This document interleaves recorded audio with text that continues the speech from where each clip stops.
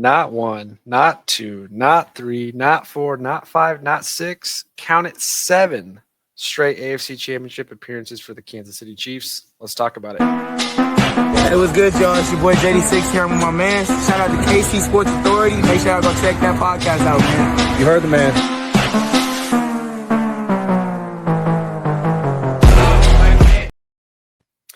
And welcome into the KC Sports Authority podcast. King and Russell and Christopher Tenpenny with you here tonight on this blistering cold winter week here in the Midwest. Chris, I know you are a little further south than me, but boy, winter is in full effect right now, and it is freezing outside. I know it's still football season, but I'm ready for spring to get here. I don't know about you. No, man, I love the weather. That means it's AFC Championship time and Super Bowl time, so that's what that weather makes me think of. So it means 300-pound linemen with their bare arms showing, their fingertips showing, guys running around with no sleeves. Saw a lot of that this last weekend in both divisional round games, and of course we got to talk about that because Chris, the Chiefs are in the AFC Championship for the 7th straight season, one off from that Patriots record of 8 straight, and this is impressive. I mean, there are 7-year-old kids running around right now that don't know anything but the Kansas City Chiefs in an AFC Championship playing for a Super Bowl, which could be their 5th Super Bowl in the last 6 years. Just an incredible time to be alive for a Chiefs fan. We got to talk about the game. There's a lot of headlines. Do we talk referees first? Do we talk about the crybabies of the Houston Texans post-game? Do we talk about all the hate in the media about the ref show? Do we talk about Mahomes basically throwing a touchdown pass to Travis Kelce? what a shot with a straight body there. Where do we start here? Yeah, I think we got to start just lump of those first few things you said with the crybabies and the refs because it goes beyond the Houston Texans. It's just an epidemic now to where the entire football landscape is. The Chiefs can't just beat anybody anymore. It's always they come out with the excuses and come out with the screenshots of this play didn't happen, this play. I never see it for the other team when I know they exist. We can talk about, the amount, sure, but it's just absolutely insane how many people that's the only thing they look for. And I was thinking about this because something that was kind of going around every comment thread you see, because again, even if you're not participating, if you're a Chiefs fan online, you've read through the comments, you see what people are saying. The common theme has been, well, everyone's talking about it now, so that's how you know it's real. And I just sat there and thought, everyone has that friend. Think about your football friend right now that's like a Washington fan or a Colts fan. And they're the guy that complains about every play. The Chiefs don't even have to be playing, but they'll be like, "That's a hold," or "Can't believe they didn't call that." You just thought of someone if you're a football fan because we all know someone like that. Now you just take those of 31 fan bases and put them online, and you count that as fact. Like that's essentially what we're doing right now is taking all those crybabies that would complain about a Raiders-Dolphins game with the holds. Now it's all directed towards the Chiefs, and it's just absolutely asinine, driving me insane. We've seen the narrative for a long time now. It reminds me of that scene from Dark Knight. Do you live long enough to die a hero or become the villain? I know I messed that up right there, but the Chiefs have become the villain. Everybody in the professional football atmosphere that's not a Chiefs fan is throwing a lot of hate their way. There's all the memes of Chiefs and Mahomes and the refs getting together, this and that. The love back and forth. No one wants to talk about Josh Allen getting a pat on the back by the ref last week. We'll not get into that, but yeah, the narrative again that the Chiefs stole a game because of the referees, even though they won by double digits. I was very disappointed that not just players post game for the Texans saying that, but their freaking head coach catches himself in comment before he says, oh, everybody, everybody means everybody, that they were playing against everybody. So that tells me this entire team came into this weekend with the mindset of, if we lose, it's not our fault. If we lose, the refs will do something to screw us over and the Chiefs will escape. And if you're coming in with that mindset, to me, you've lost already. The Chiefs would never come in with that mindset. I think what gets lost all the time is whether there's a good call or a bad call, it doesn't matter. The Chiefs are playing against the same refs that the other team is. Chiefs get bad calls from time in here. here and there, but they also take advantage of the situation and they don't use that as an excuse to lose the game. So had the Chiefs lost this game, there's no way any comment out of there unless it was just an oblivious, terrible call to end the game. Nothing coming out of their mouth would have been that. It would all been, hey, props to the Texans. They played a really good game. They came and they got the job done. We made some mistakes, shot ourselves in the foot. Good luck to them next week. We'll be ready for next season. So I thought it was ridiculous. I think all the talk about it is stupid. Mahomes has reached that Tom Brady category of he's going to get some calls that are going to be somewhat questionable. I do think the him going down and the two guys hitting was a little bit of a questionable call, but what are you going to do? You say player safety is important, so they make that call there. Maybe not the best situation of that because Mahomes was mostly already down. The guys completely missed him for the most part, but that's how the game works. It wasn't the first moment in the game that the Texans from the jump, from the very first play of the game, the opening kickoff, Samaje Perine returns it back 70 yards, and there's a penalty, and their players throwing a fit on the sideline, yelling at the coach. So from the get go, they were out on this. Looks like a well-disciplined team, right? Never Exactly. commits penalties from the get-go. It reminded me of the comment about the overtime rules, how they didn't know what the overtime rules were. And then when the Chiefs guys were asked about, oh yeah, we worked on this literally back in training camp for this exact scenario. So we were ready for it. And it just tells you how much different, not just Andy Reid, but Andy Reid, Brett Veach up to Clark Hunt. This franchise top to bottom just runs things at a much higher level than every other sports franchise out there. And that's why they keep winning. The Chiefs, I said it a couple weeks ago to somebody, when the Chiefs pulled out a game they should have lost. Chiefs find ways to make winning plays when it matters most, and other teams don't. That's the difference between the Chiefs and other teams right now. Other teams find ways to lose games. The Chiefs find a way to win games. And they did again this weekend. Offense wasn't pretty. Wasn't the best offensive game we've seen. Mahomes probably had one of his worst playoff games offensively, statistic-wise. But the Chiefs' defense was great. Both teams played a really strong physical game defensively. George Karlaftis, 3 sacks. What a game. Chris Jones always wreaking havoc in the middle. Trent McDuffie, we got to talk about that. Basically shut down Nico Collins. He got 1 catch for 24 yards. Ran 14 routes on him. Yeah, when covered by McDuffie, those were his. Yeah, when covered, when as the primary defender. Yeah. Collins still had a good game, but against McDuffie, shut him down. McDuffie's an all-pro corner, as we know.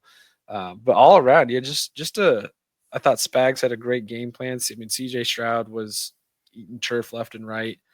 Their offensive line was terrible. Not that the Chiefs' offensive line was that great either. Both defensive lines were wreaking havoc. But second half, Chiefs find ways to lock it down, get it done. End up 23-14 win. In addition to blaming the refs, if you're going to blame the refs, you got to turn around and look at your kicker. He left 4 points on the board? 7 points? 7. And I would look at the kicker second. I'm looking at the linebackers and safeties who let 87 just run wild out there. That's the number one reason. Lassiter and Stingley Jr. did incredible on the outside covering up the Chiefs receiver. Xavier Worthy was the only receiver with a catch in this game. Yeah. And if I told you that stat, you'd assume the Chiefs probably lost. But the Texans offensive line couldn't protect Stroud, and Travis Kelce made the greatest playoff performer of all time. I know Jerry Rice has still got him in a couple stats, but it's hard to argue against Travis Kelce. Showed out. He absolutely balled out, was wide open, caught the touchdown pass from Mahomes. I just don't get how you go into the game and don't have 4 guys on him at this point. I know that Texans defense was pretty banged up. I think they were missing 1 safety, 2 corners, and a defensive lineman. Top 2 corners though. They're not the top two. But Kelce does what he does best, finds the middle, gets open space. That long chunk play he had, just perfect part of the zone, nobody around him, gets all the yards after the catch. Of course, the touchdown throw from Mahomes to him, just one of those ad-lib plays where he finds space, he knows where to be at the right time. All the people are like, Travis is slowing down. Said it last year. We're going to say it again this year. Playoff Travis kicks it into a whole nother gear. You can see how much fun he's still having out there. The grind of the regular season might still be a lot for him physically, but when it's playoff time, he's good to go. And if it wasn't Travis Kelsey, there really wasn't much of anything working offensively. Kareem Hunt had a big chunk play, and it's very awesome to see that from him back in a Chiefs uniform, having a big moment like that. Really hope that we get it done again this weekend so he gets to play for a Super Bowl and have that big turnaround in his career. But yeah, I don't have a lot of extra thoughts on that game. I mean, the blocked kick, another thing the Chiefs schemed up quite well. Justin Reed missed it by like an inch, and Leo Chenal gets it anyway. So it looked like it was gonna get blocked regardless. Reed had a perfectly timed snap there, and then Leo Chenal gets the second blocked kick of the season for himself. And Kaime Fairbairn, not good, not a good day. No, not good at all. And can we talk about how, all the haters out there were saying the Chiefs should be 9-8 because if this play didn't happen and this play didn't happen? Well, can we at least are we at least allowed to be like 11-6 now because Leo Chenal blocked another kick? So that one wasn't a fluke. And the Ravens game going off job, I was told that they were going to get the 2-point conversion no matter what against the Chiefs on the if Isaiah Likely's toe was in bounds, I was told that game was over. That they were going to get the 2-point conversion. They didn't against the Buffalo Bills either. So I think those do it this weekend. Mark Andrews, what a day! Two what if scenarios that have been shoved down why the Chiefs aren't as good as their record. I think should be flipped. I think that's again. You don't get any extra points for winning. Like you still get one win, whether you win by 10, you win by 1, you win by 30. You still get one W in the win column. And again, the Chiefs find winning ways. Other teams find ways to lose. The Ravens did it this last week, and Mark Andrews has one of his worst games of his career. Yeah. They're not going to the AFC Championship, and Chiefs find ways to get that done. But yeah, outside of that, I mean, we saw Joe Tooney left tackle again, so we got some questions on that this weekend. The Bills' pass rush is always strong against us, so still got to talk a little bit about the offensive line. But yeah, really not a very impressive game from the Chiefs offensively. Defense was solid. Joe Mixon, for the most part, I thought we held him in check fairly well. He had a couple good chunk plays, but Joe Mixon's top 5 running back this year. And I thought the Chiefs did pretty well, and they're moving on for their 7th straight AFC Championship game, which is just crazy. Mahomes has been to the AFC Championship game every year. He's been the starter. Everyone knows all these statistics that are out there. They're playing to go to the Super Bowl to get a three-peat, which would put Mahomes at potentially 4 on his road to catching Tom Brady, which if he does get it this year, that is a very I would put the odds much better in Patrick Mahomes' favor to catch Brady because they're just going back and back to back to back, getting the job done. But big time matchup this weekend. Any other thoughts you have on this game before we shift gears to the Bills? No, not at all. Well, let's get into it then. I'm sure a lot of Kansas City was watching that Bills-Ravens game. It was an interesting game. I thought the Ravens did so much to shoot themselves in the foot, throwing balls left and right, fumbling balls, dropping passes. Josh Allen didn't really have an impressive game, but they did what they needed to do to control the clock and control the field. Ravens come back there late, keep it interesting. Mark Andrews drops the ball on the 2-point conversion to tie it, and here we are heading into the week. Chiefs are opening as a 2-point favorite against the Bills at home. It's not going to be the negative 17 degrees it felt like today, but it's going to be a rockin' Arrowhead for a cold night of January football with the Super Bowl on the line. Looking forward to it. Yeah, this is the game that everyone wanted. I mean, it goes in the same barrel with the Ravens. So as soon as the Chiefs won, we knew we were getting a game that was going to be the most discussed game of the playoffs. This is in a way, it feels like the Super Bowl. Now, that's not to disrespect or to count out the Eagles or Commanders. They obviously very well could, and either of one of those teams could win the Super Bowl. But just from a talent and quarterback standpoint, that's what this game is kind of being painted as, is whoever wins this game is going to be the favorite. In the Super Bowl. Absolutely, 100%. Yeah, so I mean, so if you look at it that way, then yeah, it feels kind of like the Super Bowl. These teams know each other very well. Their 4th time playing in the last 5 years. The only time they didn't play was when Bengals went in and knocked out the Bills in the divisional round, and then went to Kansas and went to Burrowhead and lost that year. So these teams are familiar with themselves, and Josh Allen balls out in these games. Like, I know that he is 0-4.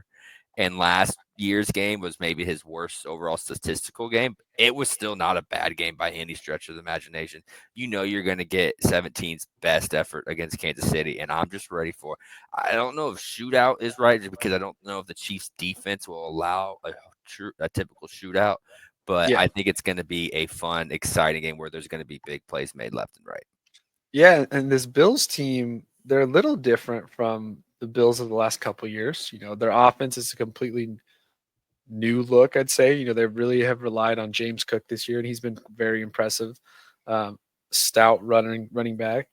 Josh Allen has made big time plays. I guess you and I haven't had this conversation, but I still think Lamar is the MVP personally based on statistics. But Josh Allen had himself a heck of a season. Still made some mistakes here and there, but he is one of those quarterbacks like Mahomes who just makes winning plays. And the Bills, you can never count them out. They always find a way to be in a position to win. But this team just looks a little different. They kind of back and forth each week on which wide receiver is going to be the go-to guy. They trade for Amari Cooper, and he really hasn't done all that much. Keon Coleman has come along decently well. It's really mostly been Khalil Shakir being majority of that offense. Of course, they've got two solid tight ends. Even their backup running back Ray Davis has been pretty solid. So this is going to be a good matchup. The Bills' offensive line has been better this year, but that defense is also pretty banged up. They lose Taylor Rapp in this game. Christian Benford's out. Both of those guys are questionable for this weekend.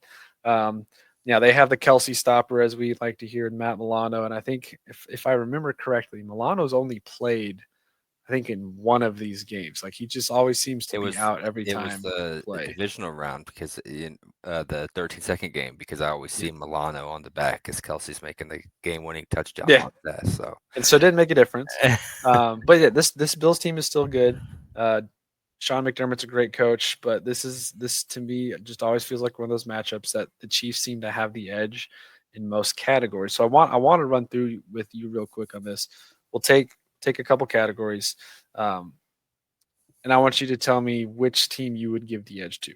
Quarterback, always going to take Patrick Mahomes. Right, always. I think Josh Allen has more pressure this weekend than anybody because he's got that legacy talk of who's number 2 behind Mahomes. Right. Even though he's in this game, everybody still wants to say it's Lamar. Everybody wants to say it's Joe Burrow, who didn't even make the playoffs. Lamar should win the MVP, but Josh Allen should win MVP. This is really his time to go out there and prove that he can take on Mahomes when it matters most and get the W. But you still always got to give the advantage to Mahomes there. Even though the rest of the NFL media, a lot of them had Mahomes as 4th best quarterback coming into divisional round weekend. Right. No, yeah, exactly. It's insane. But again, we're so enamored with stats. I do want to touch on the MVP thing real quick. I know Lamar's probably going to win it just based on the AP results. In my mind, Josh Allen was the most valuable player, because even if you take I'm not even saying a below average quarterback, but if you put Baker Mayfield or a Jared Goff or one of those 10 to 12 ranked quarterbacks in the league and put on the Ravens are probably still a playoff team. If you put them on the Bills, I'm not sure. Again, no 1,000-yard rusher, no 1,000-yard receiver, yet they still are the first team ever to have 30 rushing touchdowns and 30 passing touchdowns. That's because of Big 17 back there. I get that the stats are overwhelmingly Lamar and just about anything that matters. But when you look at team construction and who meant the most, who was the most valuable to the team, Josh Allen plays better than anyone this year. And that is no slight at Lamar at all, who was incredible. I just, from watching, that's just kind of my takeaway. And he looks so motivated that, scared is not the word you would use when you're the back-to-back Super Bowl champs and you made it. But this is the most intimidated I've been, I think, by an opposing team maybe since Tom Brady came back in 2018. Yeah, you got to think that this is the most motivated Josh Allen and the Bills will be, because they've had opportunity after opportunity for years and they haven't been able to get it done. So if they don't get it done now, is anybody going to ever give them the chance to get it over the hump? The Chiefs have not looked the best this year. Their defense is great, but that offense has really struggled. So if you can't beat, I know we said this last year too, the Chiefs said they're one of the worst offenses in recent years, and they still found a way to win a Super Bowl with that wide receiver core. But if you can't find a way to get it done now, that window is going to start to close because the Chiefs aren't going anywhere. As long as Andy Reid, Patrick Mahomes are here, they've shown that it doesn't matter who they're throwing footballs to. If the defense can play solid as it is, they're going to find ways to win when it matters most. So this is put up or shut up time for the Bills. The Bills kind of showed that too, though. You remember there was a lot of people who thought this was going to be a rebuild year. That Stephon Diggs is out, Von Miller's older, the safeties with Pryor and Hyde are out and haven't been the same anyway. And so it was kind of the same talk with the Bills. And yes, I know they don't have the hardware, but I think I thinking the Chiefs win this game, but I think the Bills have proved that as long as Josh Allen is the quarterback of that team, their window is open. It's just a shame that a shame for them. They got to go through Arrowhead and Kansas City to get to the Super Bowl. So let's look at some of these position groups. If you had to give the edge to who do you think has the better run game right now? Oh, it's 1,000% the Bills, and it's not only because I would take Cook over both running backs right now. It's because Patrick is great situation with his legs. He's not Josh Allen, so running game. And we didn't. The funny thing is, I know Josh Allen had 2 touchdowns this last week, but he really didn't run the ball much. No, he didn't at the goal line. But yeah, that threat of being able to take off. Mahomes being able to do 3rd and 1 and 4th and 1 is also big. Because we know the Chiefs aren't doing that with Mahomes, but the Bills will do that with Josh Allen, especially around the goal line. 3rd and short, 4th and short, they're going to do that. So that's a big threat. And then James Cook, like I said, James Cook has had a really good year. He's been tough to bring down. He's found a lot of holes to pop through. And then even Ray Davis has had a pretty solid eye. So yeah, I'd give the edge there. But let's go to the flip side then. Who do you think has the better rush defense to combat? Oh, it's the Chiefs. They exactly have the best. Yeah. Yeah, so that's why I don't think I'm worried as much. I'm worried about containing Josh Allen as always, but I don't think James Cook is going to go off because Josh Allen's legs. Spags doesn't let it. Josh Allen's legs won them the first game in Buffalo back in Week 11 or whatever that was. So yes, traditionally the Chiefs have the better rush defense. I don't know if James Cook is going to go off, but again, I'm a little worried about whether it's Leo Chenal, Nick Bolton, Justin Reed, whoever they use to kind of spy. All 3 of those guys have Drew Tranquil. All 4 of those guys have kind of taken that role at times. I don't know how much I trust them just because of how physical and good Josh Allen is when he needs to. How about pass catchers? It's closer than I thought, but I'm still giving it to the Chiefs because of 87. I was really expecting DeAndre Hopkins to have a more impact and more snaps. That didn't happen, so that's why I think it's close. The gap is closer because Shakir and Coleman have really been coming on. Kincaid and Knox is tough, but there's no doubt that Travis Kelce is still the best receiver in this group. And then, it's not like Noah Gray and Hollywood Brown and Hopkins are worthless. It's just, they didn't have the divisional round to kind of make that an emphatic yes to the Chiefs. Yeah, I feel like talent-wise, I would maybe give the edge to the Bills. But Samuel coming on too. Yeah, Curtis Samuel getting there. But scheme-wise, the Chiefs still find ways to get things open. And again, we saw this last weekend. Wide receivers did nothing. Really had no impact on that game. Didn't make a difference. Right. So I'm not worried about it. So again, as we go through these, I think you can see where the Bills have the edge in certain categories, which is why this game is going to be so close. But again, to me, as you get into matchups, people focus so much on who's got the advantage at a certain position group. But the 2 things they always forget, coaching, quarterback. And again, I'm not saying Mahomes is light years ahead of Josh Allen because they're probably the 2 best playmaking quarterbacks in the NFL. If you had to pick 2 guys to take a final drive to win you a game, those are the 2 guys you're probably taking. There's other guys out there that'll get the job done, but those are 2 guys that they just make winning plays. But Andy Reid makes game-winning coaching decisions, and he finds ways to scheme things in the favor of the Chiefs to mitigate the other team's strengths and to pour into the favor of what the Chiefs want to do best. So I think it's going to be a great matchup. I have a lot of anticipation for this game because we know winning this game means we're going back to the Super Bowl again, which pretty much that's all people around Kansas City the last several years is Chiefs in the Super Bowl with the chance to three-peat, to make history. But how do you see this game unfolding this weekend? I think what I'm watching as far as the Bills' defense goes is the pressure they're able to get, because I didn't know we were going to get to it. If you asked me offensive line, it's clearly the Bills have the better offensive line than the Chiefs right I would now. agree. Unless DJ Humphries plays left tackle, because right now you have 2 elite linemen, 1 average lineman in Juwan Taylor, and 2 below average. Now, I'm not saying that Tooney at left tackle and Caliendo at left guard are terrible or unplayable, but they are below average at the positions they are being asked to play right now.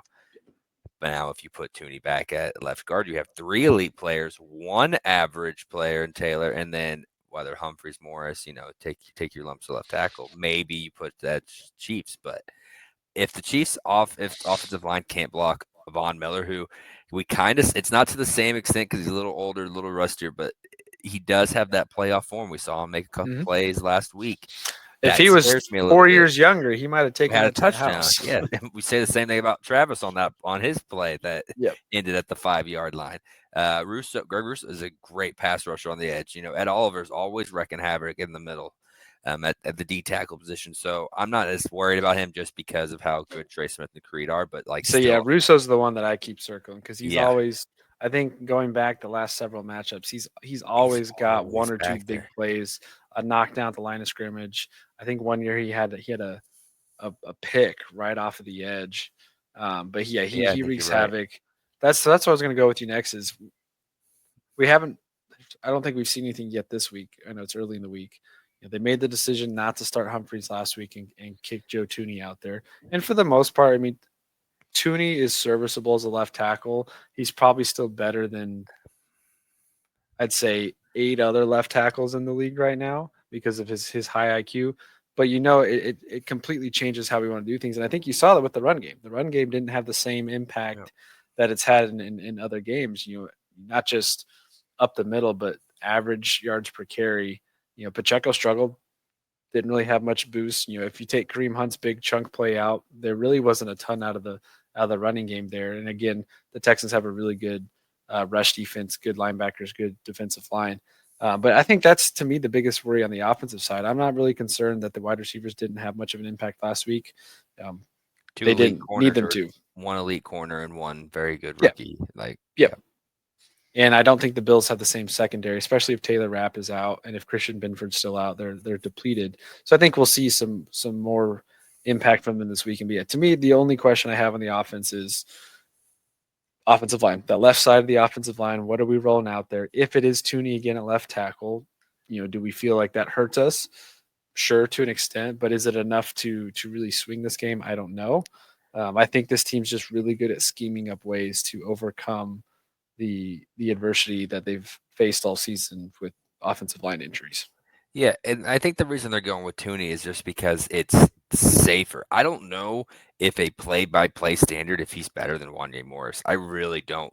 But what you don't get is those mental lapses or those half-ass reps that we've seen Morris give before, to where it's just he's beat immediately. If Tooney's getting beat immediately just because he's not athletic enough to play left tackle. So that's kind of why I think they ended ultimately going that way over Humphries, because they don't trust Humphries right now. And then if they put Morris back out there, they don't trust the consistency. So they're stuck with Tooney. But it's hurt. Who's hurt the most is Isaiah Pacheco. It really has. It really has. Everyone's talking about how Pacheco's a bust. Right now he's not healthy. How he doesn't look good, which may be part of it. It's hard to tell with this view of carries. He really hasn't had a lot of time to get back in. He came back for one game, missed the next game because they wrapped up the 1 seed. Right. People think because of his run style that he's this breaking tackle bruiser, and not really. His run style is helpful once he gets going, but he needs 2 to 3 yards. Well, Tooney and Caliendo on the left side are not giving him that in the run game. Kareem Hunt, by the way, is great at that. Great at finding the slivers. Great at running someone over and falling forward. He excels at it, so he's looked a lot better. But you cannot run you can't run a power or anything to the left side right now because of how bad the run blocking the left side of the line is. So would you roll out Humphries this weekend then? I would, but I guess I don't see it in practice, so I don't know. I guess what the trust levels. I feel like Andy wants Humphries at left tackle, but I feel like he does too. And everybody else, matchup, Ed Oliver's a little bit more.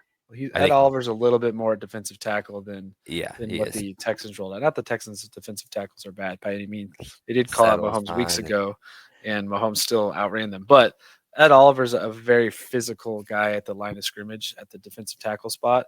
And, if he's lining up over Caliendo to have a mismatch there, you can see how that left side doesn't hold up. So I don't know. I guess I I'm sure by the time people check this episode out tomorrow, Andy Reid will probably have have something already to say said about something. it. But I that's again, my I, only concern in this game. it is, and I think Andy again. I do think Andy wants Humphries, but I think Mahomes wants Tooney. I think Nagy probably wants Tooney. I think some other coaches that have some pull and some other players maybe want Tooney at left tackle. I think Andy should overrule him. Andy normally says 51 to 49. I think the 49% is winning right now. It's so hard to say, let's go Humphreys in the AFC Championship game. I get it. I get how scary that sounds. But you're going to have to Yep. be able to run the ball effectively in this game. And if you don't have a tush push or a quarterback sneak or even a tight end sneak with Noah Gray or something like that available to you, you're going to need Tooney at left guard. And I think in my mind, it's worth the gamble without seeing Humphreys in practice every day. Yeah, I'd have to go back and I didn't think about this before we got on here, but going back to look at the tape from that Bills game early in the season, I don't even remember who was playing left tackle at that time. Probably I would Morris. assume it was Morris, and Yeah. I'm sure he struggled a little bit. But I know he also was playing with a knee injury for half the season. Yeah, Right. that to me, again, that's really the only question mark I have in this game. I think defensively, Spags has been doing his thing. I'm sure Josh Allen will get a few chunk plays here or there. Shakir will have a big time play. Dawson Knox or Dalton Kincaid might get open, but the Chiefs always find ways to force teams to, whether they're getting pressure at the line of scrimmage, but they force teams with their bracketed coverage on guys to just they're not open, so they're forcing shots. So I actually think. I know you said this game could be a possible shootout, but the Chiefs don't allow that. I kind of feel like this game is played in the low 20s. Yeah. Yeah. That's like 24-21 Like, kind yeah, of game. for first one to 24 wins kind of thing. Yeah, I think I agree with that. To go on with the defense, they didn't have a Menahue the first time around.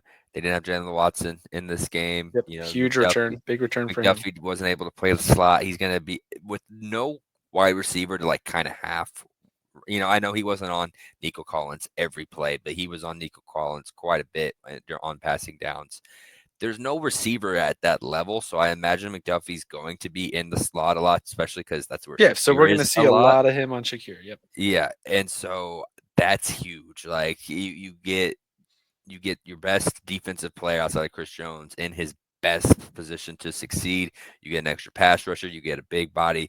Again, Coleman and Amari Cooper on the outside. Those are big guys. Jalen Watson's a big guy, and Josh Williams Josh is a big Williams, a guy. big guy. Yep. Like they match up so well Yeah, in that it's retrospect. physical on physical right now. Yeah, I think when I look at this game defensively, because of the threat of Josh Allen, to me this is a game where whether the Chiefs do the worst defensively is covering the tight end. That's just the nature of how their defense is structured, but it hasn't really come to hurt us that much. To me, this is a game where both those tight ends have a prime opportunity to step up, because if you're running a little bit more linebacker coverage around the line of scrimmage to keep an eye on Josh Allen, or Justin Reed's playing up, those guys might find some space in this game. So I think that's where I'm looking offensively, or maybe Ray Davis out of the backfield on a wheel route or something, because the eyes are watching Josh Allen. But I just feel like we match up pretty well against the Bills. yeah.